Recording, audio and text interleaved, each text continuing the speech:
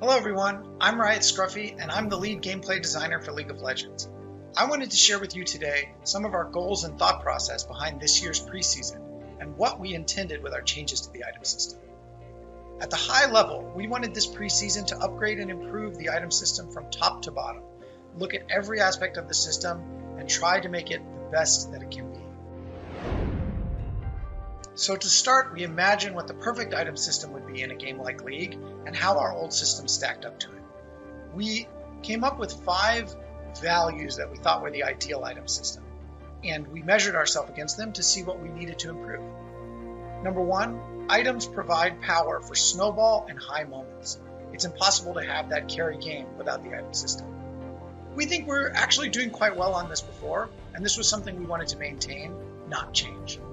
Number 2, items are satisfying to earn and use. We thought we were doing okay at this, but there was still some room for improvement. Number 3, reactive item choices add variance and strategic mastery. This is a key one, and we were doing quite well in some classes, but in other classes of items we were doing very poorly, and linear, fixed builds were dominating every game. Number 4, items augment your champion's playstyle.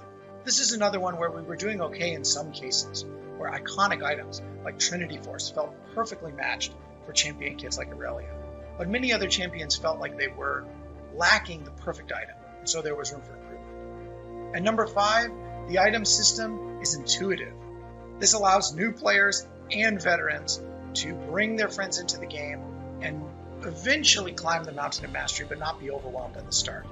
We think we were doing pretty poorly at this one and had a lot of room for improvement.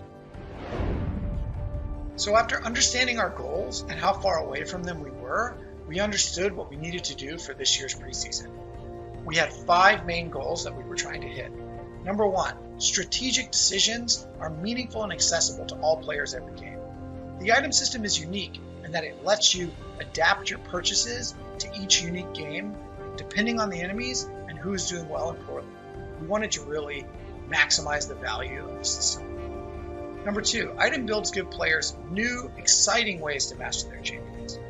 Different builds on a given champion should feel transformative and add additional depth and fun game after game experiences through the variety of item builds. Number 3, items feel epically powerful and earning them is a rush. This is a fundamental of the item system. We want this sort of RPG feel where powering up your character through items is something that really brings a deep satisfaction every game of League of Legends. Number 4, we respect players' investment in the current system by preserving what they love. Our item system is not fundamentally flawed, and there are so many classic, iconic items that we wanted to preserve, and so we wanted to strike a balance of improving the system while not completely destroying the things we love about it. And last, but definitely not least, is item purchasing is quick and intuitive. The item shop needs to provide the ideal experience for different type of players to help them find the items, understand what they're useful for, and make the purchases that they need quickly and efficiently. There are 3 major features that we hope to deliver on these goals. Number 1, mythic items. Number 2, all of the items in the shop reaching our highest modern quality. And number 3, a fully revamped shopping experience and interface. So to deep dive into mythic items, we wanted to create mythic items a separate, more powerful tier of item because they could really allow us to deliver on the strategic choices with strong context and exclusivity. We want every player to have real choices and adapt to each game in League of Legends depending on who's strong and which champions you may need to respond to.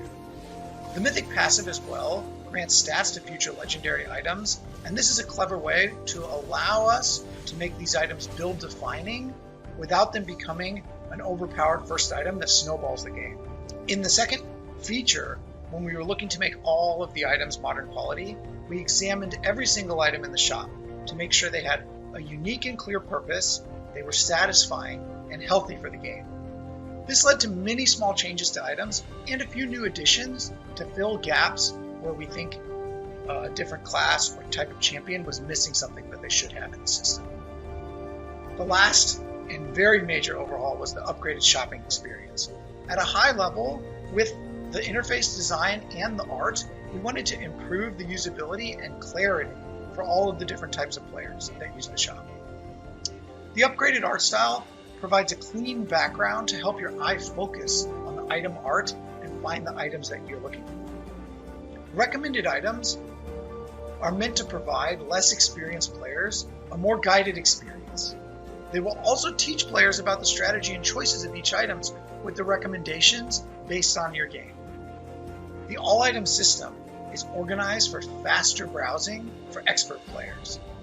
New additions like the class filters and the popular filters will let you craft a shop page that's perfect for you and has everything you want right there on one screen. For both all items and rec items, over time, we're going to be incorporating data from high-level players to always show you the best recommendations and up-to-date builds. This is going to be an excellent feature that will evolve over time as we improve it. We can't forget about the visuals, and we did a massive overhaul to all of the item icon art in the entire game. There's a few goals I wanted to share with you that we used when approaching this part of the project. Number one, our most important goal, readability.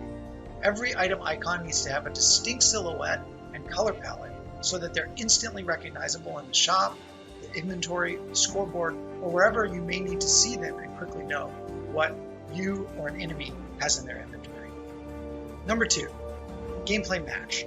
We want the icon and the theme of an item to convey what the gameplay, the stats are, who should be buying it.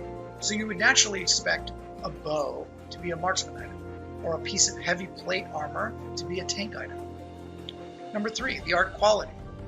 Of course, we want the art quality to be the best that it can be, and many of the existing item icon art dates back to the original League of Legends launch in 2009.